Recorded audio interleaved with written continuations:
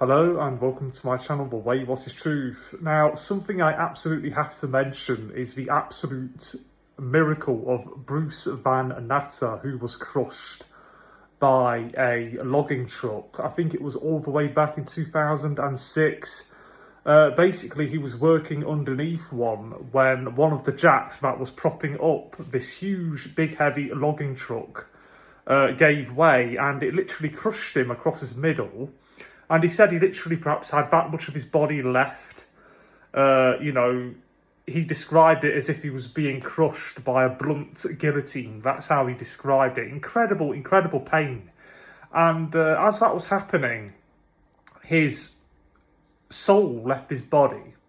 And he floated up to the top of the ceiling, and he could see his friend crying underneath him, weeping. I think he had his head in his hands or something. I can't quite remember all the details, but he was definitely crying and upset, his friend was. And he could even remember which direction all of the paramedics took as they rushed into that building, because some came through the back and some came in through the front. Again, I can't remember all the details like the way I used to, because I had this whole story, I had at one point this whole story memorised from back to front, because I did a video about it 2 to 3 years ago. I did a video about this, so I thought I would do a video again. And it's just to encourage everybody who's watching this video right now to follow the link to Bruce Van Natta that I'm going to include in the description box of this video. It's such an incredible story. It's just indescribable. I remember the Discovery Channel tried to disprove it, but they couldn't. The doctors were absolutely baffled, because they all knew that he should have bled to death before the paramedics even got there, because he had some of his major arteries severed. He was literally bleeding to death. And as he was at the top of the on top of the ceiling, because he described his spirit having left his body, and he was looking down on his body, and he could see 2 broad-shouldered angels with blonde hair about shoulder length, I believe he described them as being. And he said that even when they were kneeling down, their heads were still a good bit higher than where his friend was. So he could tell that if they were standing up, they might have been 8-9 feet tall, these really muscular guys, and they had his hands inside of him.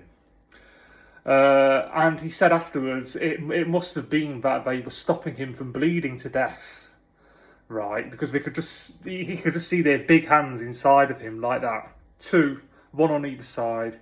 And that's another detail I remember about it as well. And at one point, a priest came into the hospital and prayed over him.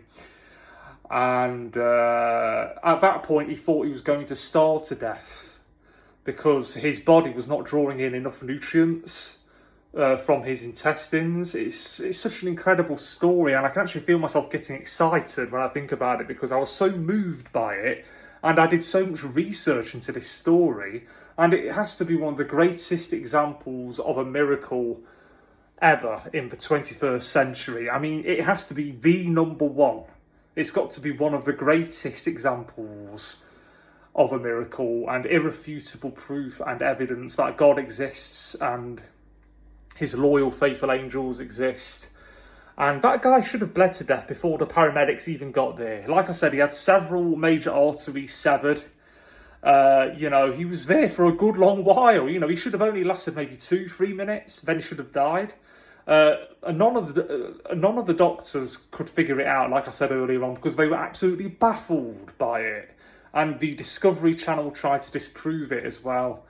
It's just such an incredible story. I'm just trying to remember as many details about it as possible before I end this little video. But really, all you have to do is look it up. Bruce Van Natta, saved by angels. And now he runs his own ministry. But before all that happened, he was just like a mechanic, a family man. I think he was probably, in his 30s or something at the time. Yeah, so it's just an incredible story, but it's one of those things where if people don't want to believe it, then they won't believe it. But it was medically impossible for him to have survived it. It really, really was.